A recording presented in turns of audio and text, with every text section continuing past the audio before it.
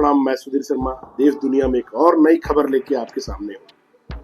आज की खबर जो है वह 18 मार्च को फिरोजाबाद डिस्ट्रिक्ट से है। फांसी होगी 3 बूढ़े डकैतों को। उन लोगों ने पुलिस की वर्दी पहन के 24 दलित लोगों को उनके बस्ती में घुस के दिन दहाड़े उनकी हत्या कर दी। और जिनके हत्या हुए थे उसमें सिर्फ एडल्ट लोग ही नहीं, यानी वयस्क लोग ही नहीं थे, उसमें औरतें और बच्चे भी थे। घटना है आपका ये 18 नवंबर 1981 का। पुलिस की वर्दी में डकैत गए और वहां जाके गांव में बिना देखे, बिना समझे, बिना पूछे गोलियां चलाना चालू कर दी।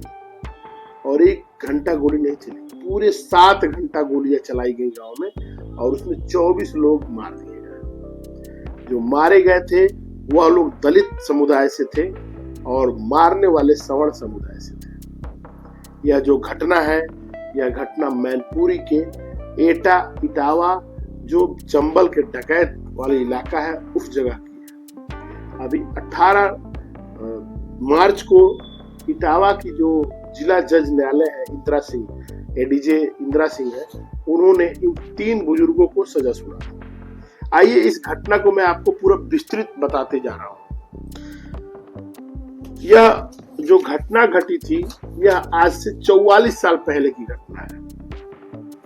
44 साल पहले टिवली जसराना जो वर्तमान में फिरोजाबाद में है, वहां पे एक दलित बस्ती में कुछ पुलिस के वर्दी पहन के डकैत गए और करीब 24 लोगों को मौत के घाट उतार दिया।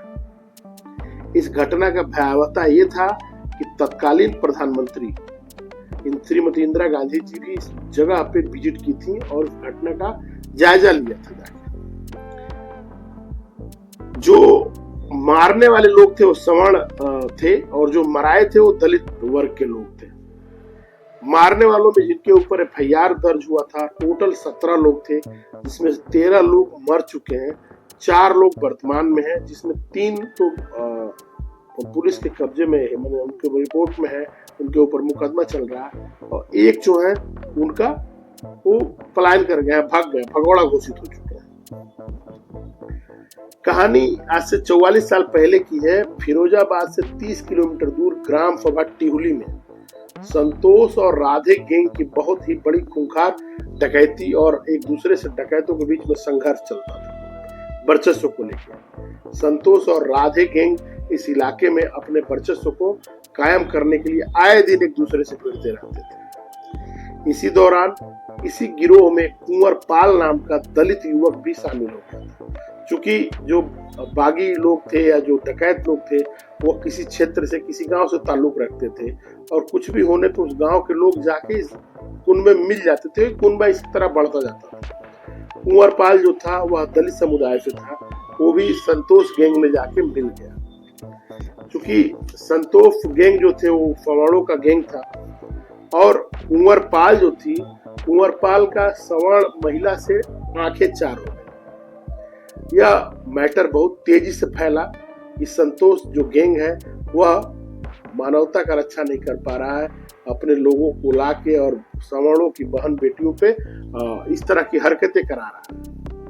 संतोष और राधे गैंग को गांव वालों की तरह ही ये चीज पसंद नहीं है।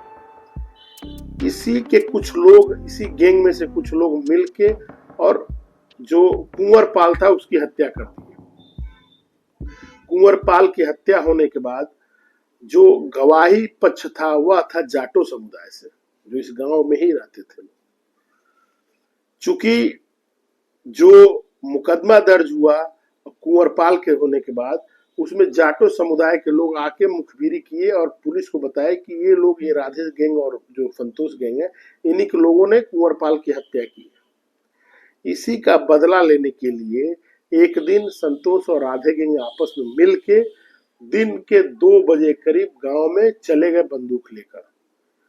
दलित परिवार के जो लोग भी मिले उस दिन, बच्चे, बूढ़ी औरतें और जवान लड़के या बूढ़े लड़के, सबको गोलियों से भून दिया गया। 24 लोग ऑन स्पॉट वहां पे डेथ हो गए, हाहाकार मच गया मीडिया में और पूरे देश में। इंदिरा गांधी जी उस वक्त तत्कालीन प्रधानमंत्री थी, उन्होंने भी मैनपुरी का दौरा किया। अब आपको बताते चलें कि इस घटना का जिक्र आज क्यों किया जा रहा है। यह हमारे न्याय प्रणाली के ऊपर एक बड़ा कुठाराघात भी है। इतना बड़ा घटना जिसमें प्रधानमंत्री ने खुद संज्ञान लिया हो, उसमें आज 44 साल बाद 18 मार्च 2025 को सजा हो रही है, वो भी एडीजे मैनपुरी के द्वारा। इंदिरा सिंह एडीजे हैं, उनके द्वारा यह सजा दिया गया। सजा के लिए 17 लोग नामित थे, जिसमें से 13 लोग मर चुके हैं, एक भगौड़ा घोषित हो गया है और 3 अभी बुजुर्ग अवस्था में जिंदा है, जिनका नाम है रामसेवक सिंह, रामपाल सिंह और कप्तान सिंह। इन तीनों को फांसी की सजा जब जज ने सुनाया तो उम्र के चौथे पड़ाव में पहुंच चुके लोग भभक भभक कर रोने लगे और अपने कर्मों की दी में अगेंस्ट में मिला हुआ सजा को भोगने के अपने को लायक नहीं बताते हुए रोने लगे और बोले कि हमने अपनी जिंदगी को बर्बाद कर दिया, अपनी जिंदगी भर हम इसी मुकदमे में फंसे रह गए और जो कर्म किए उसका आज परिणाम मिल रहा है। क्योंकि ये लोग आज 60-70 साल के हो चुके हैं, 20-22 साल की उम्र में इन लोगों ने इस तरह की हरकतें किया था और 44 साल बाद जाके उनको ये सजा मिल रही है। तो पूरा 50 साल की जो जिंदगी होती है वो तो मुकदमा लड़ते ही, जेल जाते आते निकल गया। आखिर में न्यायालय के द्वारा उनको फांसी की सजा भी हो चुकी है। कर्म जो होता है वह आपको भोगना ही पड़ता है, चाहे आज भोगे या कल भोगे, लेकिन कर्म को भोगना पड़ता है। इसी को देखते हुए लोगों के बीच में एक तरह से संतोष फैली हुई है कि आज से 44 साल पहले भी अगर किसी ने कोई गलत काम किया है तो कोर्ट और कानून की नजर में उसकी कोई माफी नहीं है। बुढ़ापे उम्र में भी उनको मौत की सजा मिल चुकी है और इन लोगों का फांसी का डेट भी मुकर्रर होने वाला है। अब मैं आपको एक चीज बताते चलूं कि फांसी जो होती है उसकी जो बनता है, रस्सियां बनती है, वो कहाँ से आती है आपको पता है? नहीं पता होगा, मैं बता रहा हूँ। जो फांसी की रस्सी बनती है वो बिहार के बक्सर जिला में बुनाई की जाती है। जेल से आर्डर आने के बाद फांसी की रस्सी बनाई जाती है। और उत्तर प्रदेश में एक ही जल्लाद है जिनका नाम है पवन जल्लाद, मेरठ के रहने वाले हैं। जैसे डेट अनाउंस होगा वैसे इधर बक्सर में फांसी की रस्सी बनने चालू हो जाएगी और पवन जल्लाद का इंटरव्यू चालू हो जाएगा कि हमने फांसी के पहले लोग क्या होते हैं, कैसे हो, फांसी के दौरान उनका क्या रिटर्न होता है, क्या उनका बिहेव होता है। तो ये सब सारी चीजें हैं, लेकिन हमको अपने न्यायपालिका में विश्वास रखना चाहिए। 44 साल बाद भी उस परिवार को न्याय मिला तो मिला। एक चीज इसमें बस दुरुस्त करने की जरूरत है कि इन तरह के मुकदमों को जल्द से जल्द निपटारा हो जाए कि जो पीड़ित है उसको न्याय महसूस हो। 40 साल के बाद, 44 साल के बाद अगर कोई न्याय भी पाता है तो उसका कितना उसके ऊपर, उसके परिवार के ऊपर पृष्ठभूमि पर असर पड़ रहा होगा।